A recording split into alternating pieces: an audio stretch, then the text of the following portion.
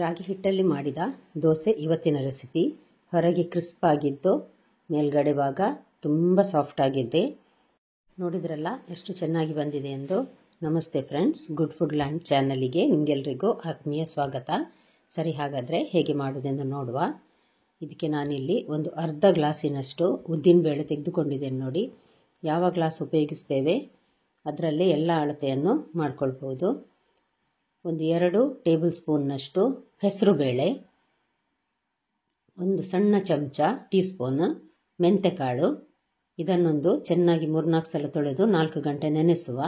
4 ಗಂಟೆಗೆ ನೆನೆ ಹಾಕಿದರೆ ರಾತ್ರಿ ಒಂದು 8 ಗಂಟೆಗೆ ಗ್ರೈಂಡ್ ಮಾಡಿ ಫರ್ಮೆಂಟ್ ಆಗಲಿಕ್ಕೆ ಇಡಬಹುದು. ನೋಡಿ, ಚೆನ್ನಾಗಿ ನೆಂದಿದೆ. ಇವಾಗ ನಾನು ಮಿಕ್ಸಿ ಜಾರಿಗೆ ಇದನ್ನೆಲ್ಲ ಹಾಕ್ತಾ ಇದ್ದೇನೆ. ಒಮ್ಮೆಲೆ ಹಾಕುವ ಎಲ್ಲವನ್ನು. ಇದು ಮುಳುಗುವಷ್ಟು ನೀರು ಒಂದು ಸಲ ಹಾಕಿ ಇದನ್ನೊಂದು ಸಲ ರುಬ್ಲಿಕ್ಕಿದೆ. ಮತ್ತೆ ನೋಡಿ ನೀರು ಹಾಕಬೇಕು, ಸ್ವಲ್ಪ ಗಟ್ಟಿಯೇ ರುಬ್ಲಿಕ್ಕಿದೆ, ಅದಕ್ಕೋಸ್ಕರ ಸ್ವಲ್ಪ ನೀರು ಹಾಕಿ ಒಮ್ಮೆ ರುಬ್ಬುವ.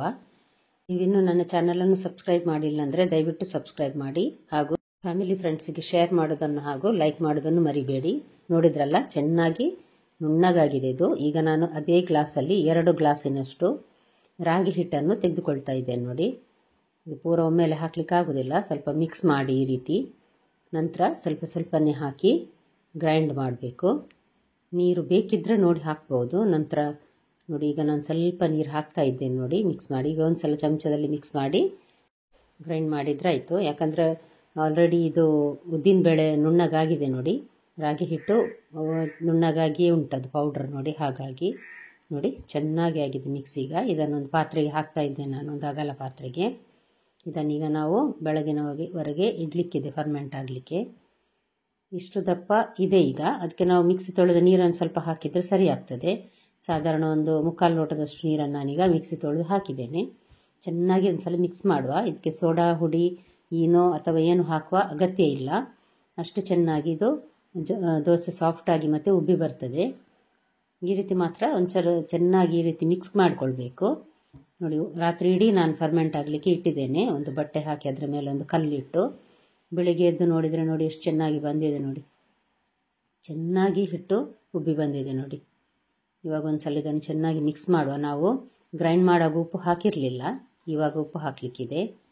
ಸಾಧಾರಣ ಒಂದು ಟೀ ಸ್ಪೂನ್ನಷ್ಟು ಉಪ್ಪನ್ನು ನಾನೀಗ ಹಾಕಿದ್ದೇನೆ. ನಂತರ ರುಚಿ ನೋಡಿ ಹಾಕುವ. ಸ್ವಲ್ಪ ಹಾಕಿದ ಮೇಲೆ ಮೇಲ್ಗಡೆ ಈ ರೀತಿ ತಿರುಗಿಸಿ ನಂತರ ಪೂರ ಮಿಕ್ಸ್ ಮಾಡಿಬಿಟ್ರೆ ಚೆನ್ನಾಗಿ ಉಪ್ಪು ಮಿಕ್ಸ್ ಆಗ್ತದೆ. ಇಲ್ಲಾಂದರೆ ಅಲ್ಲಲ್ಲಿ ಗಟ್ಟಿಯಾಗಿ ಸಿಗುವ ಚಾನ್ಸಸ್ ಇರ್ತದೆ. ಈಗ ರುಚಿಯಾದ ಕುಕುಂಬರ್ ಚಟ್ನಿ ಹೇಗೆ ಮಾಡೋದನ್ನು ನೋಡುವ. ಸಾಧಾರಣ 1 ಕಪ್ಪಿನಷ್ಟು, 1.5 ಕಪ್ಪಿನಷ್ಟು ಫ್ರೆಶ್ ತೆಂಗಿನ ತುರಿ ತೆಗೆದುಕೊಂಡಿದ್ದೇನೆ. ಇದಕ್ಕೆ ನೋಡಿ 3 ದೊಡ್ಡ ಗಾತ್ರದ ಬೆಳ್ಳುಳ್ಳಿ, 1 ತುಂಡು ಶುಂಠಿ, ಸ್ವಲ್ಪ ಹುಳಿ ಮತ್ತು ರುಚಿಗೆ ತಕ್ಕಷ್ಟು ಉಪ್ಪು ಮತ್ತು ಖಾರಕ್ಕೆ ಬೇಕಾದಷ್ಟು ಕಾಯಿಮೆಣಸು ಹಾಕುವುದು. ಇವಾಗ ನಾನೊಂದು ಸಾಧಾರಣ ಸಣ್ಣ ಗಾತ್ರದ ಇದು ಕುಕುಂಬರಲ್ಲಿ ನೋಡಿ ಕಟ್ ಮಾಡಿ ಅರ್ಧದಷ್ಟು ತೆಗೆದುಕೊಂಡಿದ್ದೇನೆ. ಜಾಸ್ತಿ ಹಾಕ್ಕೊಳ್ಬೋದು. ಸ್ವಲ್ಪ ಕೊತ್ತಂಬರಿ ಸೊಪ್ಪು, ಜಾಸ್ತಿ ಬೇಡ, ಸ್ವಲ್ಪ. ಇದನ್ನು ಈ ರೀತಿ ಕಟ್ ಮಾಡಿ ಮತ್ತು ಸ್ವಲ್ಪ ನೀರು ಹಾಕಿ ಮೊದಲೊಂದು ಸಲ ರುಬ್ಬುವ.